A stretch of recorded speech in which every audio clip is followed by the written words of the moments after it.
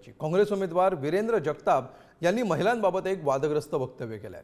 आमच्या गावातील महिला खर्रा खातात असं वीरेंद्र जगताप यांनी म्हटलंय। खर्रा दिल्याशिवाय महिला नांदायला जात नाहीत असं वीरेंद्र जगताप यांनी म्हटलंय।